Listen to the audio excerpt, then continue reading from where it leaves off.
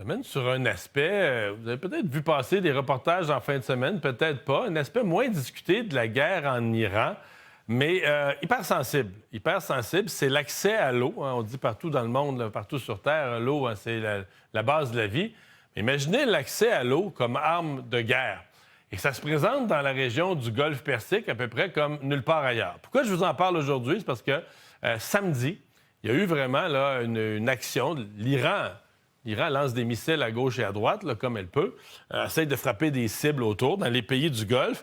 Et donc, il y a une usine de dessalement. Quand on dit dessalement, c'est enlever le sel. On peut aussi dire désalinisation de l'eau. C'est une façon de fabriquer de l'eau potable à partir de l'eau salée, quand dans des pays dans le désert, là, creuser des puits, c'est pas fort. Donc, l'usine de dessalement du Bahreïn a été frappée. Là. Ce que vous avez en bleu foncé, c'est le Golfe Persique, donc l'Iran est de l'autre côté. Bon, ça serait le Qatar, là, l'espèce de presqu'île ici, mais le Bahreïn, un tout petit pays ici. Le Koweït est plus haut, les Émirats arabes unis plus bas. Et donc, le Bahreïn... une grande partie de son eau potable, en fait, une très grande partie de son eau potable vient d'une usine de dessalement. Alors, il est arrivé quoi? Attaque de drone de l'Iran sur l'usine, 3 blessés et l'usine endommagée. Bon, endommagée pas au point qu'il n'y aura plus d'eau pendant des mois, là. C'est pas ça, mais quand même. Ça a vraiment soulevé la question. Ça a amené plusieurs experts à se demander, ouais, est-ce que c'est le genre de cible que l'Iran pourrait viser? Je parle un instant du processus, de la procédure, ce qu'on appelle l'alimentation en eau par le dessalement. Bon, vous allez carrément à de l'eau de mer. Ça peut venir d'un océan, d'un fleuve où l'eau est salée, du golfe, peu importe, d'une mer d'eau salée.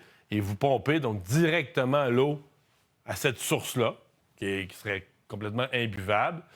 Il y a une filtration initiale, vous en doutez bien. On enlève les saletés, les impuretés, mais carrément après, on fait une séparation du sel. Donc, on sort le sel de l'eau. On fait une autre filtration qui l'amène carrément à être une eau potable. Potable, qui n'a aucun goût salé, bonne à boire au robinet. Bon.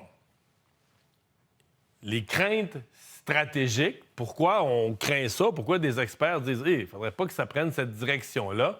Je vous donne quelques éléments qu'il faut savoir sur l'approvisionnement en eau dans le Golfe Persique, une région qui est largement désertique. Les usines d'eau potable sont énormes. On n'a pas misé sur un grand nombre, parce que ça coûte cher, là, une usine de dessalement, c'est complexe.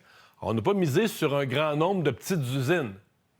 Ce sont des usines énormes, donc, corollaire de ça, qui approvisionnent des grandes quantités de population, là, des très, très larges populations. Dans certains cas, une usine, c'est plusieurs villes. Alors, vous voyez venir le problème. Si tu endommages une usine ou si tu causes des dommages à une usine, tu viens de priver d'eau potable une large population et qu'il n'y a pas beaucoup de solutions de rechange. Il n'y a pas 1000 options. Là. Donc, beaucoup de vulnérabilité de ce côté-là. Je vous donne un peu... Écoutez, les chiffres varient. Ce pas des chiffres faciles à trouver, mais je vais vous montrer que ça vous donne un ordre de grandeur quand même. Le dessalement, comme méthode, l'importance que ça a pour l'approvisionnement en eau dans le Golfe Persique. Je vous ai parlé du Bahreïn, dont une des usines a été frappée en fin de semaine. 90 de l'eau du pays vient du dessalement.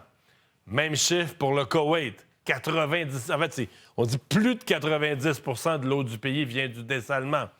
Plus au sud, le Oman, un pays qui est moins touché par la guerre, mais qui est juste à côté, 85 de l'eau vient du dessalement.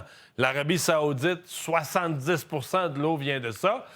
Les Émirats arabes unis, on dit pour l'ensemble du pays, c'est un peu moins. En tout cas, des Émirats arabes unis, c'est plus de 40 donc un peu moins que la moitié de l'eau du pays qui proviendrait de ces usines de dessalement. Par contre, la ville la plus connue, je sais qu'il y a beaucoup de Québécois qui sont déjà allés, la ville la plus visitée, Dubaï, comme la ville phare du pays, bien là, c'est 99 C'est quasiment toute l'eau qui vient du dessalement. Donc, juste vous illustrer à quel point les usines de dessalement sont critiques pour l'approvisionnement en eau potable dans cette région-là. Donc, il y a une inquiétude réelle parce que j'ai essayé de lire un peu là-dessus. On dit oui, il y a certaines stratégies de protection. Puis c'est sûr que tu as les systèmes antimissiles. mais c'est pas blindé, là. C'est pas comme des installations militaires, ça reste des installations un peu municipales ou du pays, d'eau potable, qui sont quand même très, très, très vulnérables à des attaques d'explosifs ou des attaques de drones, là, qui est la nouvelle affaire à la mode. Et soit dit en passant, malheureusement, détruire des approvisionnements d'eau potable, là, ça rentre parfaitement dans la stratégie de l'Iran. Parce que l'Iran n'a plus de stratégie. L'Iran est attaqué là, par les États-Unis, par Israël. L'Iran n'a pas de stratégie de gagner la guerre. Tout ce qu'elle peut faire, c'est nuire. Nuire, causer des dommages, essayer d'étendre le conflit, d'embarquer d'autres pays. C'est vraiment juste une stratégie de causer, de maximiser les dommages. Donc, on va essayer, on a lancé des missiles vers différentes cibles. Donc, si tu veux nuire, si tu veux maximiser les dommages, bien, on s'entend que frapper des sources d'eau potable, là, c'est quand même quelque chose qui est assez...